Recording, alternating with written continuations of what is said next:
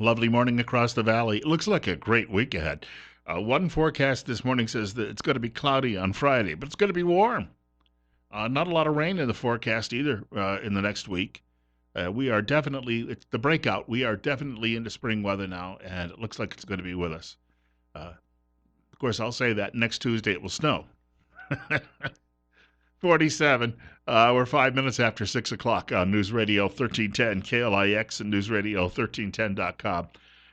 This is one of those days where there's a lot of stories that are competing, I guess, for the, well, we don't call it top story any longer, but still, you try and look through a lot of things that are going on and say, okay, one, two, three, four, five, which one of these is going to be the really big story the following day? I got to be honest with you, there are several that are competing today, and I'm just going to mix it up over the next 4 hours because we're here until 10 a.m. on Magic Valley this morning. We're at, did I mention it was 47? We're on our way today at least to 70. It looks like it's going to hit 70 by late afternoon today. Nothing wrong with that. And I've got about 6 minutes now after 6 o'clock. Nothing wrong with giving the time and temperature as many times as you can in the early morning because so many people are just getting out of bed and they're trying to track those things down. I've been up for a number of hours. I rolled into work right around 3 o'clock this morning. I showed up. I got a great night's sleep last night. This is one of those things when you get a little older, you really appreciate. I got to bed about my regularly scheduled time and fell asleep rather quickly. And I got up, I think, once during the night, about 5 hours into the evening, and that was only because the Roomba was running through the bedroom and I heard it because it got hung up on something and went beep, beep, beep, and then it went to sleep too. And I went back to bed and slept until I think 2 minutes before my alarm was scheduled to go off. I woke up, I looked at the alarm clock and said, aha, I don't have to worry about that waking me up. And so I rolled out of bed. I got into work just around 3 o'clock this morning, and I'm unlocking the door, the employee door to come in, and I suddenly heard a noise. Now, in any dark neighborhood at 3 a.m., you're always a little aware of your surroundings. You try to be anyway. And I turned and I looked in the direction of the noise, but I saw nothing. And I heard the noise again. Now I'm a little angry, and I'm glaring over in that direction, thinking, all right, who's over there making all those scratching sounds? Well, we have a little black kitty. She has lived here in our barn for about almost 4 years now, since she was born there. And she started out as being very feral, and now all she wants to do is be petted all the time. And when she sees somebody show up, she gets excited and she runs over to the trunk of a pine tree by the back door, and she starts scratching the pine tree with her claws. That's what I was hearing, but I had to squint because her color in the dark, she's a little difficult to pick up. She's got a little white spot, though, on her, and if you see that, then you know who it happens to be. Thank you. She gave me a wonderful fright this morning. She was very hungry, I should point out, too. So a little bit of food, and that kept her at bay for a while. We have a lot to talk about this morning. Steve Millington is scheduled to join us just after 7 o'clock this morning. He is the chairman of the Twin Falls County Republican Party. He's going to stick around until 9 o'clock this morning. He's going to sit in with us because at 8 o'clock we have Lori Likely joining us. She is a member of the State House of Representatives. She just finished her very first session. She's got some thoughts about that. She lives in the Jerome area. She'll be dropping by between 8 and 8:30 this morning. And then if you know how the legislature is built, in the House there are 2 seats for every district, and in the Senate there's 1 seat for every district. Her seatmate in the House from the very same district is Clark Kaufman, and he's coming in at 8:30. He'll be with us from 8:30 until 9 o'clock this morning. So we're going to get a good Republican overview today. We had the Democratic overview last week, and also from our local delegation, too, a couple of members. And as I said yesterday, I'll likely be seeing if we can have some more people drop by in the next couple of weeks. It's the fact that we had over 300 laws passed this past session, and a lot of those we're just learning about. And as details come forward, obviously we'll have more and more people coming by to talk with us about all of that. I have an email today, in fact, from the Democrat side of the state Senate, and the writer is trying to answer questions as to why Idaho taxes might be too high when you consider Idaho should be a low tax state. Might have to have that person on the air as a guest sometime soon, too. So those are the guests coming by this morning. A lot more to talk about. Democrats, several of them running for president, appeared last night on CNN. They had a town hall, and they had multiple candidates. Amy Klobuchar, who is not ever going to be the nominee for president. Bernie Sanders, who I still think is pretty much the guy for a lot of Democrats in 2020. You had Elizabeth Warren, who is trying to out-Bernie Bernie. She's promising to make things even freer than Bernie's promising to make them free. And Kamala Harris, who used to be the Attorney General in the state of California and now serves in the U.S. Senate. All these four candidates, there will be 19 or 20 by the time we get to the announcement from Joe Biden tomorrow. Biden expected to make his announcement sometime, it'll be mid-morning Mountain Time. When we're on the air. It probably won't even happen until we're off the air. He touched me. Yes, he did. Joe Biden has a little bit of a history, and that will come up again when he decides to run for the presidency. So this forum went on last night, and they had multiple hosts. But CNN, I think they were trying to show people and said, hey, if you've never seen this person before, this is one of our anchors at CNN. Just in case you're tuning in for the very first time, which many people may have been. I mean, after all, who the heck watches CNN anymore? So they had Anderson Cooper with one segment, Chris Cuomo with a segment, Don Lemon with a segment, and I think a couple of people they pulled in off the street and said, hey, can you handle the microphone? And they took questions from the audience, which is always a dangerous thing because most of the people in the audience, they're throwing you softball questions. Yes, Senator, my loan for being a student is too high. Will you please help me reduce my student loan? Well, I'm glad you asked me that question, and now let me pontificate for 3 minutes until I get to an actual yes or no answer, which is what it seemed to be last night. But a couple of questions weren't so bad. But Harris got put on the spot. She's the senator from California. She got put on the spot because Bernie had earlier, he had said he was okay with felons voting from prison while they're serving in prison, serving their time. And so she was asked the same question, and she's a former prosecutor from California. She had a little difficulty with this one. I agree that the right to vote is one of the very important components of citizenship. And it is something that people should not be stripped of needlessly, which is why I have been long an advocate of making sure that the formerly incarcerated are not denied a right to vote, which is the case in so many states in our country. In some states, permanently deprived of the right to vote. And these are policies that go back to Jim Crow. These are policies that go back to the heart of policies that have been about disenfranchisement, policies that continue until today, and we need to take it seriously. But people who are convicted in prison, like the Boston Marathon bomber, death row, people who are convicted of sexual assault, they should be able to vote? I think we should have that conversation. The audience, I think we should have that conversation. Yes or no, Senator? Well, I think we should have that conversation. Where's that Bernie? Why did he even bring this up? She's not drunk, by the way. She just sounds that way when she speaks. All right, Sanders got the ball rolling on this when he took a question from a member of the audience. The audience said, look, if somebody is a rapist or the Boston bomber, should they be allowed to vote from prison? If somebody commits a serious crime, sexual assault, murder, they're going to be punished. They may be in jail for 10 years, 20 years, 50 years, their whole lives. That's what happens when you commit a serious crime. But I think the right to vote is inherent to our democracy. Yes, even for terrible people. Because once you start chipping away and you say, well, that guy committed a terrible crime, not going to let him vote. Or that person did that, not going to let that person vote. You're running down a slippery slope. So I believe that people who commit crimes, they pay the price. When they got out of jail, I believe they certainly should have the right to vote. But I do believe that even if they are in jail, they're paying their price to society, but that should not take away their inherent American right to participate in our democracy. Applause for the answer. That's Chris Cuomo saying, applause for the answer. Isn't that great? Isn't that wonderful? Yeah, now they can promise all sorts of free stuff for convicted felons. Mr. Tsarnaev, yeah. All right, you say you need a pressure cooker. It won't cost you a thing. No problem at all. If you vote for me, you'll get every pressure cooker and ball bearing you want. I can give them to you for Christmas, but I understand your kind don't celebrate. So what we'll do is we'll just gift wrap it and, you pick the day. Coming up on a break, we've got the weather. We also have a look at the farm report. Bill Colley with you on News Radio 1310, KLIX, and NewsRadio1310.com. All of these promises of free last night from that stage came on the same day we learned that just in a few years, there won't be any Social Security. But hey, everything else will be free. I did not get to see the CNN town hall last night, which was more like a cattle call with all of the Democrats who were showing up.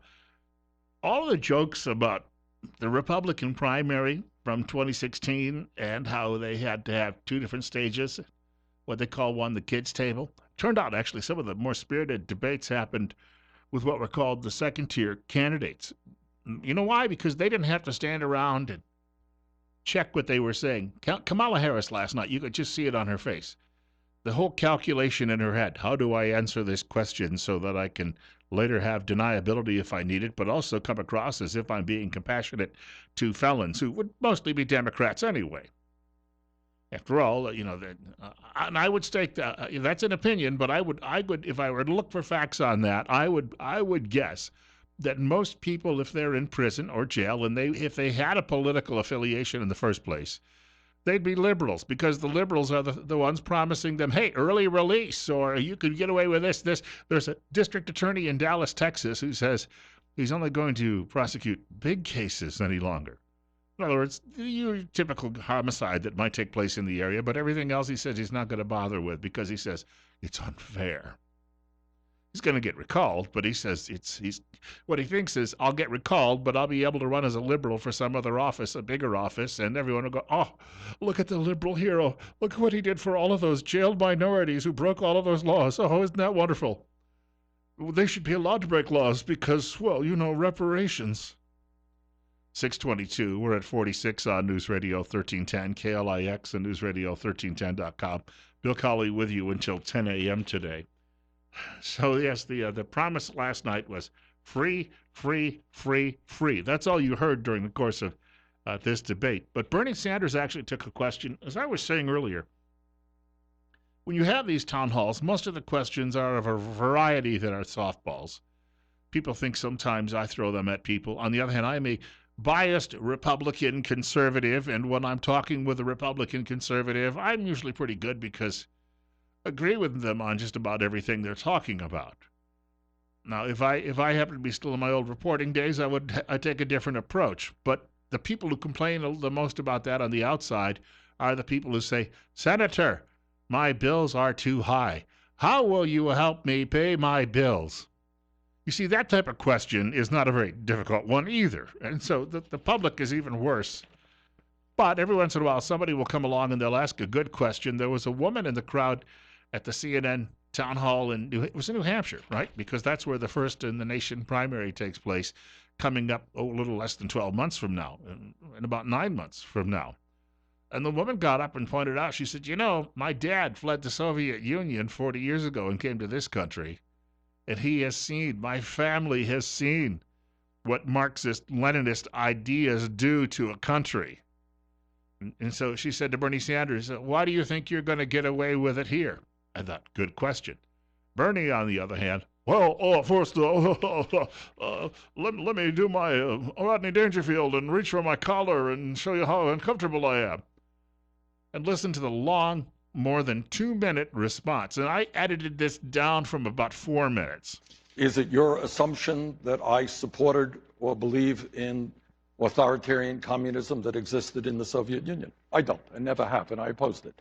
I believe in a vigorous democracy. But you have asked me the question about democratic socialism, fair question, and let me answer it. I happen to believe that in the United States, there is something fundamentally wrong when we have 3 families owning more wealth than the bottom half of American society, 160 million people. Something wrong when the top 1% owns more wealth than the bottom 92%. Something very wrong when 49% of all new income today is going to the top 1%. And something is equally wrong when we have a corrupt political system made even worse by this disastrous Citizens United Supreme Court decision, which allows billionaires to spend unlimited sums of money to elect candidates who represent the wealthy and the powerful. So answer number 1 to your question is a radical idea. Maybe not everybody agrees, but I happen to believe we should have a government that represents working families and not just the 1% and powerful corporations. All right, that's Point number one.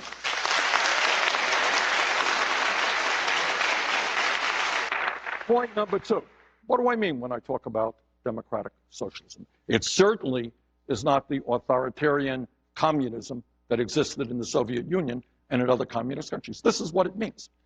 It means that we cherish, among other things, our Bill of Rights. And Franklin Delano Roosevelt made this point. Chris, I don't know if you remember, read about it, 1944, in a State of the Union address that never got a whole lot of attention. This is what he said, basically. It was a very profound speech toward the end of World War II. He said, you know, we got a great Constitution. Bill of Rights protects your freedom of religion, freedom of assembly, freedom of speech, and all that stuff. Great. But you know what it doesn't protect? It doesn't protect and guarantee you economic rights. Okay, what economic rights should you have? If you decided that you were going to just go to work and mail it in every day, should you get the same as the guy who is busting his tail to get the job done? You see, these are the things that they don't like to answer. They are the party, at least Bernie Sanders, he is the party of aggrieved. That is, everybody who wants something that somebody else has. When he talks about, oh, 3 families have more wealth in this country than 160 million of other Americans. But the one thing we should point out is that even poor Americans in this country. Now, when I was a boy growing up, I did see some abject poverty in the Appalachian region. But as I got into junior high and high school, I started noticing those kids often had nicer sneakers than we had. Our parents worked for a living. Those are the same kids now who grew up, and if they didn't get out of poverty, they've got, and many times that poverty is just generational because of habits, not necessarily because of a lack of opportunities. And this notion that if we just gave them something that you had, it would turn their lives around. They've been given, you look at it today, their kids are walking around with smartphones and still wearing better sneakers than your kids. I'm not making this up. I've witnessed this. And these people they're watching 500 TV channels at home. They're not denied that. The poor in this country, they have, their bellies are filled, their refrigerators are filled. They've got just as many options on TV. They've got Xboxes and PlayStations and cool shoes. And give me a break. We've done a lot for people who are actually what they call the safety net. Lifting them out of poverty, though, isn't simply taking from you and giving to them. It's perhaps teaching them that if they had some different habits in life, and, for instance, showing up on time for work in the morning, actually going to work when you're scheduled to go to work. These are the types of things that, for a lot of these people, have become very, very difficult. And for me, let me tell you a quick little story about all of this. One summer, when I was a young man, one of my college summers, I worked as a counselor in my home county. Back in the day, it was called the Youth Employment Training Program, YETP, I believe, and it had been called CETA before that, Civilian Employment Training Program or agency. And I worked as a job counselor. Let me tell you something. I don't know how many times I had to go over to some house and, all right, Jimmy, how come you didn't show up for work today? Well, I don't care that you were out smoking dope all night. I don't care that you got a hangover. You're supposed to be there. The taxpayers are providing this job so you can learn good work habits. The program didn't work because there was no enforcement. If the kid didn't want to go to work, the kid didn't go. And nobody at home was saying, you got to do it. Because when I was a boy growing up, there was always mom or dad behind me saying, you better do this or else. You got to get moving. Which is why I was out there delivering newspapers and, those days when it was just howling rain and wind, or when the snow was up to my knees. Because I was told I had to do it and I had no other choice. This is why a great many people saying, well, that's cruel. Not everybody in poverty is there. Because that's true. But let's not forget that some people are in poverty because of their own bad, slovenly habits. 47, we're at 6:30. Bill Colley with you on News Radio 1310 KLIX and newsradio1310.com. The news is on the way from our own Benito Baeza, and we'll have Steve Millington joining us just after 7 o'clock this morning. Steve is the chairman of the Twin Falls County Republican Party. I remember a telephone call I had a few years ago. There was a young woman. I went to high school with her. I remember I worked with her for a time in a part-time job. She didn't last. she got fired because, well, she had some of those habits of showing up when she thought she wanted to show up. But she eventually got her life together and got a job after the taxpayers paid her way through school so she could get off welfare. But I was having a conversation with her a few years ago. She just rang me up to talk and catch up. And she mentioned her mother. And I said, how's your mother doing? She said, well, she's widowed again. And I said, yeah, I didn't realize she'd been remarried. And she told me her mother had 8 husbands over the course of the last 50 years. And I can remember at one time they had 12 children in the household. And I think that there were only 2 or 3 that had a set of common parents. And again, this goes back. Sanders is saying, well, just give people more of what you have. But how does that solve that other problem that has been the cause of a lot of this? I'll get to the telephones in just a moment. We're at 46, 635. Bill Colley with you on News Radio 1310, KLIX and newsradio1310.com. And there's just a quick note. Warmer weather clearly on the horizon, much of it this week. And if you have not yet fired up that air conditioning unit, do that. Find out if it's actually working. And if it's not, you need to call the pros at Ramsey Heating and Electric. They'll make sure your system is in peak condition. It'll be done right the first time as well. Don't wait. Call today. The home of warm winters and cool summers. Ramsey Heating and Electric in Burley. The telephone number 208-678-0459. That's 208-678-0459. Caller, you're up next. You're on the air on KLIX. Good morning, Bill. You know, the problem we have in this country, and I sound like a broken record, I know, but it's too darn easy to be lazy and still eat and still have a roof over your head, because the government will always, always, always encourage laziness, period. You know, it's disgusting. When I look at the people who came to this country, who settled this country, I look at my parents. They came as immigrants, legally, and they worked. I remember my mother washing clothes on a washboard and ironing strangers' clothes, and still raising 10 children, by the way, okay? And my father worked in 2 full-time jobs for over 30 years. And they showed us what it is to work. Now, I didn't go to college, but the greatest joy I had in life was when my daughter, my oldest daughter, went off to college, and she got her degree, first one in the family, okay? And she did it debt-free. She worked, and she went to school full-time. You have to delay pleasure sometimes, okay? But you have to sacrifice. So I have no sympathy for these little yahoos out here, these little millennials, whatever, who can't afford their lifestyle, so mommy and daddy have to pay for their way. It's disgusting. They should be ashamed of themselves. You know, you live in the greatest country that God gave man, America, and you squander the opportunity. I could care less if the wealth is concentrated in the 3 families. Their prosperity, their lifestyle has nothing to do with me and my children and what I teach them, period. Well said. Get off your rear end, America, and get to work. Thank you. That's all I have to say, Bill. Thank you. Hey, have a great day. And again, those wealthy families, you know, they buy luxury items. They buy boats. They buy big fancy cars. They buy lots of homes. And you know what? Americans who build boats and fancy cars and homes get to keep working and make money themselves. I know that the left doesn't like this notion that there is a trickle-down effect. But people who have a lot of money, maybe they don't spend it all, but they spend more than the rest of us. And that money they spend makes the wheels with the economy go round and round and round. Bernie Sanders does not talk, and neither do his Democrat colleagues, about certain programs instituted over the course of the last several decades. Aid to dependent children. Think about that. What is that program? Bob Beckel explained this. He was a liberal, if you remember, but he used to be a co-host on a program called The Five on the Fox News Channel. And Beckel was explaining, he said, when this program was created, we thought it was great. We were going to help these people out. And he said, but you know what? In retrospect, we made a lot of mistakes within my party because that encouraged, we give money to people who don't have men in the households. So what happens is somebody will have children with a guy, but in order to get more money from the government, the guy has to leave. which breaks the bonds, which is why there's nobody there to tell that kid. When I was the counselor with youth employment training program, there was nobody, dad wasn't in the household to tell that kid to get his butt to work in the morning.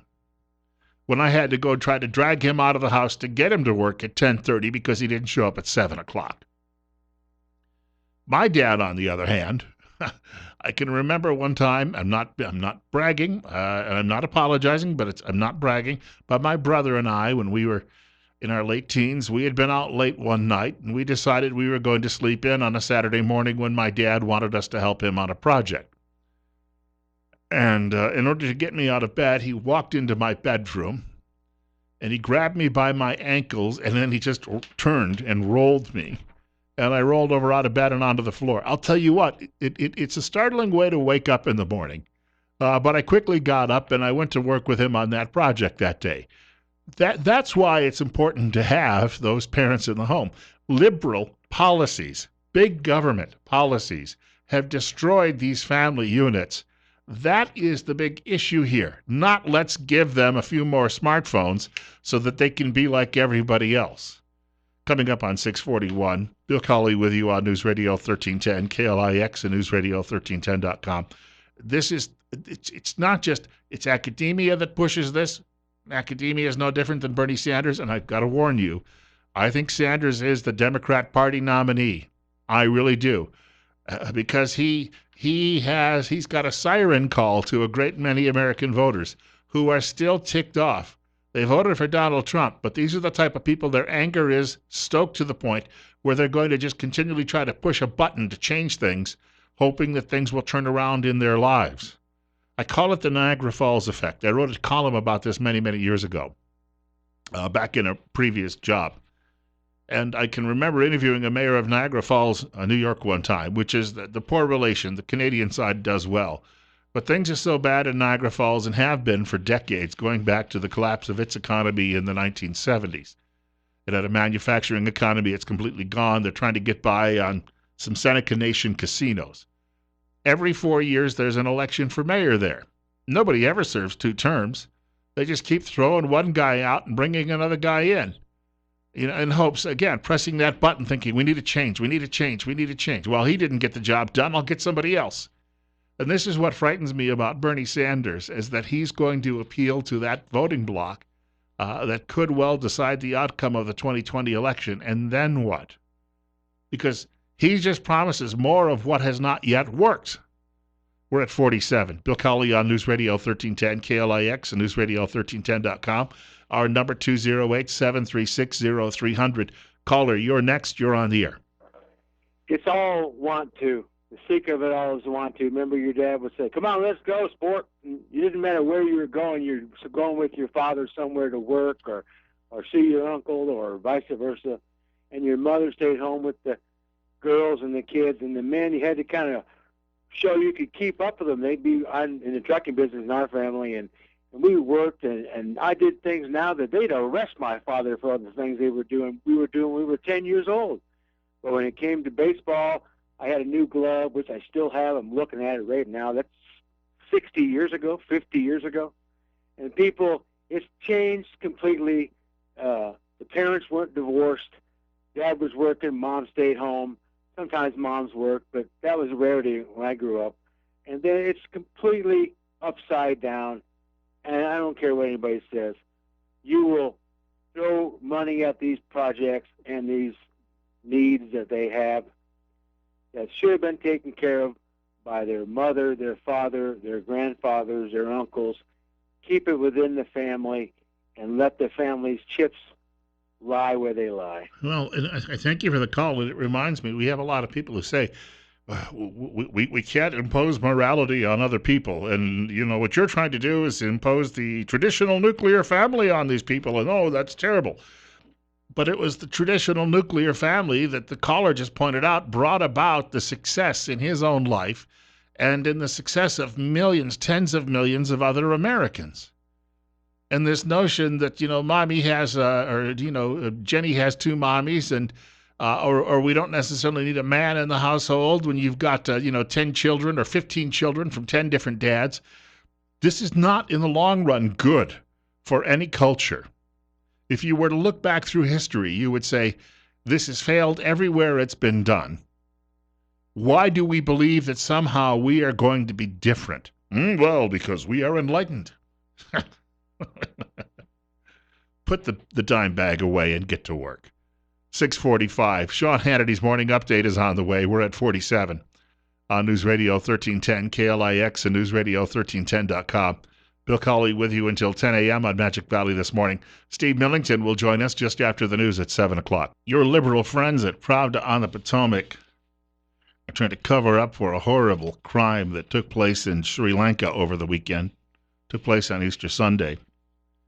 It should not surprise us that mainstream media is immediately jumping into this fray to try and run interference for Islamic terrorists. They do it all the time.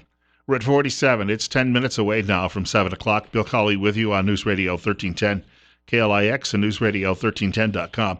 If you're struggling listening to my program, please get some help. I can tell you how to do that. If you have a family member who is struggling with their hearing, they need to get in touch with Mount Harrison Audiology in Rupert. Dr. Christine Pickup at Mount Harrison Audiology has written a new booklet, Communication Tips for Happier Relationships, which explains why hearing loss can impair communication. It provides tips on how to communicate better with those who have hearing loss and gives compelling reasons why treating your hearing loss should not be delayed. You can request your own free copy at mountharrisonaudiology.com/radio, or if you stop by the Rupert office, just behind the Minidoka Memorial Hospital, and you can pick up your free copy today. There's a story out of the Washington Examiner, which is an alternative paper in the nation's capital. It's a conservative publication. A writer named Beckett Adams says one major American newsroom has already found a way to make the attacks in Sri Lanka about right-wing fear-mongering. And this was the headline in Pravda on the Potomac Monday morning. Christianity under attack. Sri Lanka church bombing stoked far-right anger in the West. Well, I don't know. 300 some odd people are now dead. I guess a lot of folks would be angry. Just not necessarily people on the American right or on the Western right. And the writer went on to say, to some, it was further proof that Christians in many parts of the world are under attack. The attack took place on Easter, one of the most important dates on the Christian calendar. Mr. Adams at the Washington Examiner says, first, a small thing. Easter is not one of the most important dates on the Christian calendar. It is the most important date. Secondly, a much bigger point, perhaps some feel the bombings are proof that Christianity is under attack because Christianity is under attack with bombs. The Post attempt to downplay Christian persecution around the globe, all while providing a platform for right-wing provocateurs, is absurd. And he goes on to say this weekend, Iraq's oldest Christian town was able to celebrate Easter for the first time in years without fear of reprisal from the Islamic State. He says Christianity is the most harassed faith in the world, followed closely by Islam, according to the Pew Research Center. And he says it's understandable then that Christians would see the bombings this weekend as yet another example of the ongoing attacks on their faith. And the writer says right-wing reactionaries have commented on the bombings, but so have former presidents, members of Congress, athletes, actors, and so on. It is nothing short of astonishing that the Post published an entire article focusing on how some people they consider to be bad people have stumbled on a truth. Amen. 6:53 on News Radio 1310. Now, some conservatives are saying they're fine with the fact that Hillary Clinton, well, who knows the difference? Hillary Clinton and Barack Obama tweeted that they thought it was a shame that Easter worshipers were killed and did not refer to them as Christians. And yes, people do worship on Easter. That's true. Christians worship 52 weeks a year. Now, if you want to be critical of that, let me give you a reason why I think you can be. A writer at the Daily Wire, Ben Shapiro's publication, says former President Obama and twice failed candidate Hillary Clinton were ripped for their failure to use the word Christian in their responses, instead referring to those slaughtered as Easter worshipers. Not only was it notable that Obama and Clinton both used the term Easter worshipers in their reactions, but it was highlighted that the politicos were sure to use the word Muslim in responses to the horrific slaughter of Muslims in New Zealand last month. So in other words, they can't bring themselves to say Christians after what happened in Sri Lanka, but they can bring themselves to talk about those poor Muslim victims in New Zealand. That's the point, my friends. That's the real point. What do you call? Were they Mohammedan worshippers, or Or Eid worshippers? No, they were called Muslims by Clinton. And the other part of this is Clinton and Obama didn't sit down and say, well, you know what, let's work together here. What should we call this? It's not like they get together every day and talk about what they're going to tweet. Glenn Beck speaking about this on his radio program, which you hear on this very radio station, News Radio 1310, KLIX, and newsradio1310.com. Glenn, by the way, along with his sidekick Stu, and they're saying that media in this situation really tries, in their words, to ignore reality. CNN's big angle was, did you notice that Donald Trump said that there were, 138 million dead? It was clearly a typo that was corrected immediately. What are you doing? Everything must be about Donald Trump. Every story. It's incredible. I mean, how about this? We spent weeks and weeks and weeks talking about the terrible shooting in New Zealand. And the targeting of Muslims. Targeting of Muslims. Because, look at the hatred that's going on towards Muslims. And, of course, that was true in that case, and it deserved a lot of attention. It was a terrible incident. But this one is... And very isolated in comparison to what's happening to Christians around the world. It really is widespread around the world with Christians now, and that's not something that gets covered. This is an incident that is, orders of magnitude larger. Yeah. It's a much bigger...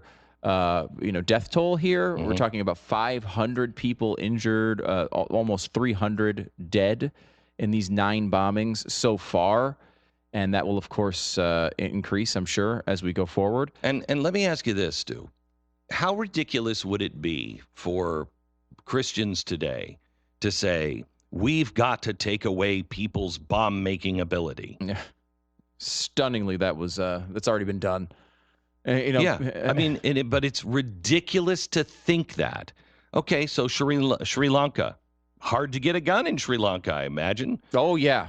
You should see the process of it. And again, they took away all the guns they're taking away all the guns in New Zealand now. They've already passed all these laws to do so. The New Zealand situation is nowhere close to Sri Lanka. Sri Lanka, they got all the stuff that you could possibly want to ban guns, plus much, much, much more than has ever been presented here. And what happens? Well, now they just bomb 6 times as many people are dead, right? And they were able to do this. This is not even a largely funded, it's a relatively unknown Islamic extremist group that is allegedly responsible for this. And yet they were able to kill 300 people in a country where not only can you not make bombs legally, but you can't possess firearms. Of course, media, again, is ignoring a lot of these facts as they're pointing out. Why? Because media is concentrating on stories like this. I may get into this if we have the time a little later in the program, but this comes from the Huffington Post. And the headline is, Satan is having a moment. It is a fawning story by a writer who's interviewing a woman who made a documentary film about something called the Satanic Temple. Hail Satan, it's called. And and how cool the Satanic Temple happens to be. This is what media is more focused on. And the writer says, by reclaiming the pop iconography that has long frightened evangelical America, devil worship, ritualistic sacrifice, horns, pentagrams, the so-called black mass, the Satanic Temple or Satanic Temple aims to catch people's attention and then surprise them with messages of free speech, compassion, liberty, and justice for all. That's what the writer says in this. This is the type of garbage American liberals and their fellow travelers in mainstream media are trying to convince you that we need to follow. Put away your Christianity, forget God, get on board with Satan. In the meantime, we're going to be talking with Steve Millington, a little bit more of godly man than Benny. He's joining us just after the 7 o'clock news. It's 47. We're coming up on 7 o'clock. It's 6:59 to be more accurate. Bill Colley with you on Magic Valley this morning on News Radio 1310 KLIX and newsradio1310.com.